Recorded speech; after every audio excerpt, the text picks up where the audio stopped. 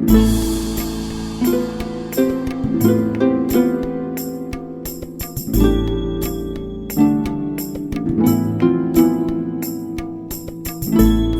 Cast Audio presents Odysseus by Geraldine McCaughrean.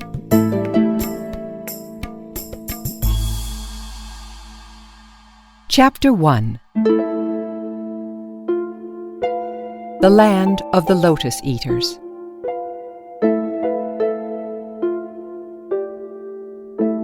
When will Father come home? Queen Penelope turned away from the bright window to look at her son.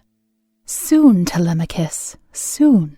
But the war has been over a long time now, said the boy, fingering his father's golden spear and quiver of polished satinwood.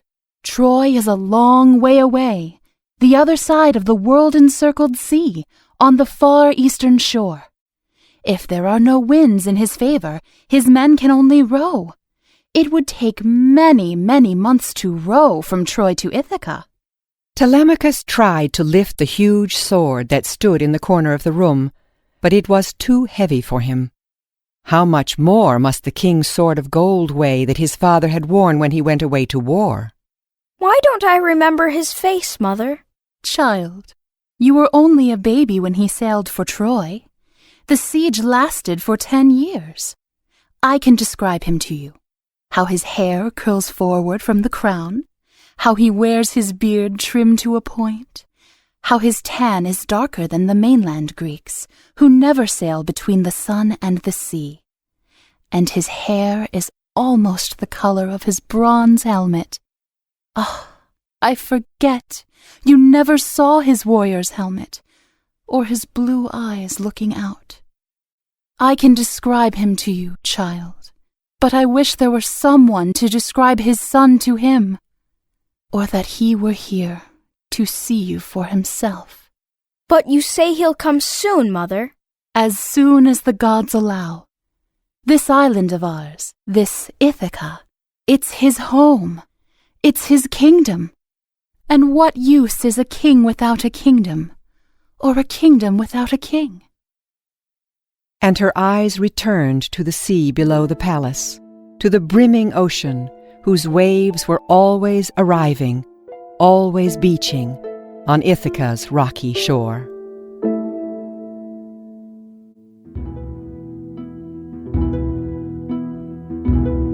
In the prow of his boat, Odysseus stood and gazed ahead at the grey swell of the sea, which seemed always to be moving, but never arriving.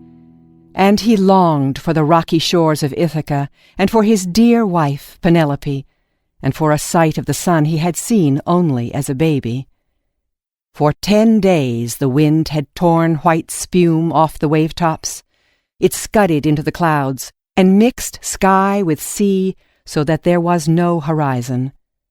Odysseus's 12 ships had been driven aslant across the heaving water, and his sailors had lifted their oars for fear they'd be smashed like twigs.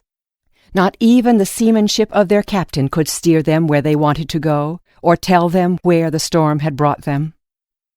Somehow, the 12 boats had stayed together.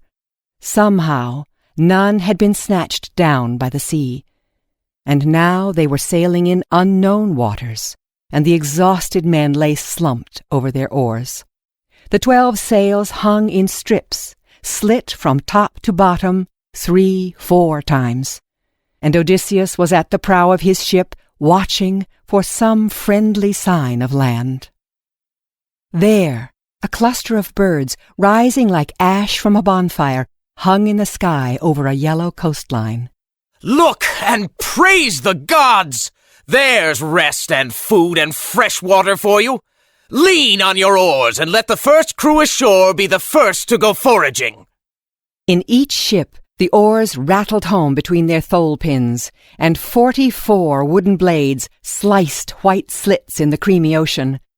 The lead ship moved forward with such a leap that the cockerel on the stern, Odysseus's own mascot, was unbalanced and spread its speckled wings and threw back its scarlet comb and crowed with all its might.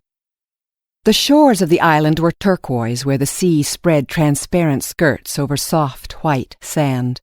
The ships slipped ashore with such ease that the weary sailors could simply step over the sides and throw themselves down on the warm, white dunes beneath the shade of palm trees.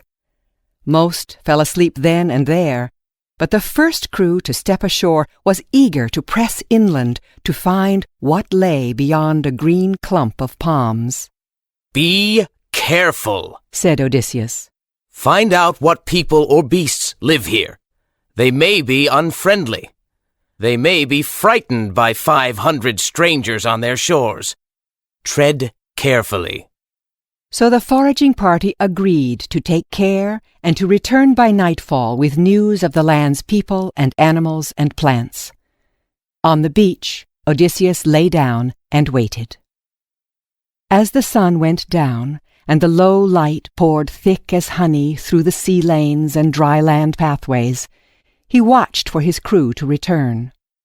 Night fell over land and sea alike, and a million stars cascaded, but the crew of the first ship did not come, and did not come, and did not ever come. Do you think they've been ambushed, Lord? Asked Polites, captain of the 10th ship. Or maybe wild animals have eaten them or trapped them somewhere in the darkness. Bring your crew, and we'll go and see. But let us be stealthy. Remember how we had to fight the Cicones in Thrace when they had us outnumbered. I don't want to lose more good men in fighting.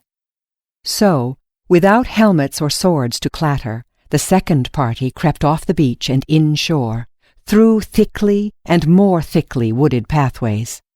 They could hear the pretty tinkling of fresh water. In the darkness, they could smell the thick, sweet smell of coconut. And as they felt their way, the plush skins of hanging fruit brushed their hands and faces, and overarching blossoms dropped petals in their hair. All at once, dawn stood in the sky and let fall strands of golden light like curls of hair. Odysseus and his company found themselves on the edge of a beautiful clearing where a glistening pool lay full of early morning sunlight.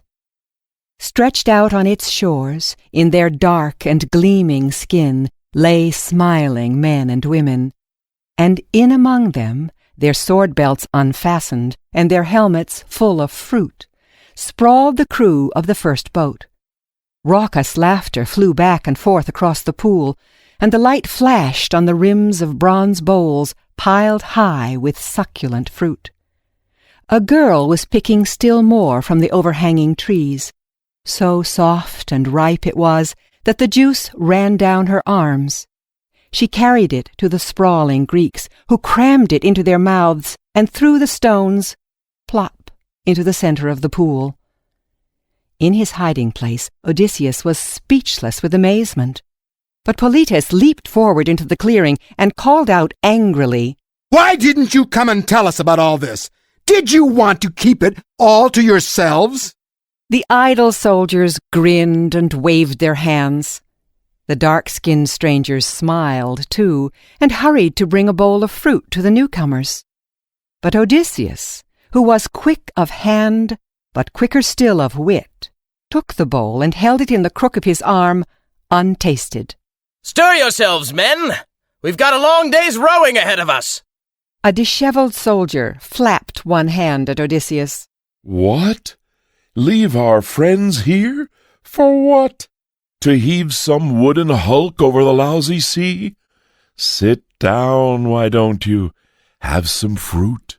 By all the gods on Olympus, it's the most delicious stuff you ever ate in your life. The soldiers behind Odysseus were anxious to taste the wonderful fruit and jostled forward.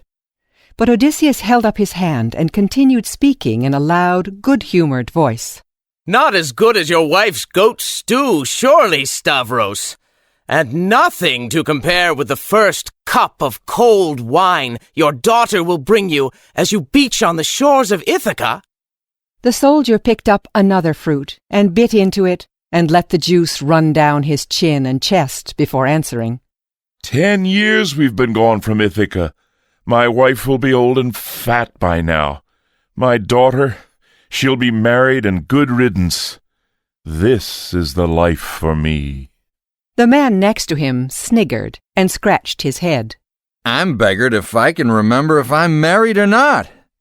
Seems to me I did have a wife once. Ah, who needs one? I'll live on fruit and friendship till I die. Polites and Odysseus exchanged glances. I know that man, said Polites under his breath. He has 9 children waiting for him at home. What spell have these devils put on him? Odysseus showed the bowl by way of reply. Have you seen what they're eating? The fruit of the lotus tree. By tomorrow they won't remember Ithaca itself, let alone their wives and children. Tell your men and warn them on no account to taste the fruit. When I give the word, let 2 good men each seize on one poor fool and carry him back to the boat. Something tells me it won't be easy either. I've heard tell of these lotus eaters. The dark-skinned strangers were pressing close round Odysseus now, with smiles and outstretched hands full of fruit. Rest, eat, you're welcome to everything we have, they seemed to say. But Odysseus slipped free of their juice-sticky hands, and with a shout seized on Stavros and flung him over his shoulder. His soldiers fell on their companions, 2 to 1, and hauled them to their feet, belaboring them with reproaches. Think of your wife! Think of your children! Think of Ithaca! But the lotus-eating Greeks only clung to their precious fruit and cursed and struggled. As they were overpowered, they begged to be allowed to stay. They implored Odysseus to leave them, forget them. Then they began to cry and sob pitifully. Stavros beat with his fists on Odysseus's broad back and howled. Please don't make me go. This is my home. This is where I belong. Don't make me leave my friends. The fruit! At least take some fruit aboard. I'll die if I don't have more fruit. Closing their ears to the wailing, Odysseus and Polites led the way back to the beach, calling ahead for the boats to be made ready. The juice-sticky natives followed on for a time, clinging to their Greeks, wheedling and pleading, and all the time smiling. But they would not be parted long from their beloved trees, and began to drop off like contented leeches, and patter back toward the clearing.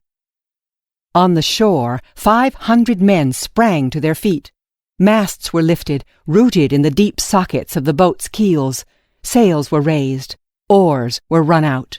Put them aboard and lash them under the thwarts, commanded Odysseus. And the writhing and wriggling lotus-eaters were stuffed under the seats like so many furled sails and bound there with strong rope. The dismayed crews heaved their boats off the soft, clinging sand and into the surf, then leaped aboard and leaned on their oars. And in every boat, 40 wooden blades sliced white slits in the creamy ocean. The lead ship moved forward with such a leap that the cockerel on the stern unbalanced and spread its speckled wings and threw back its scarlet comb and crowed triumphantly.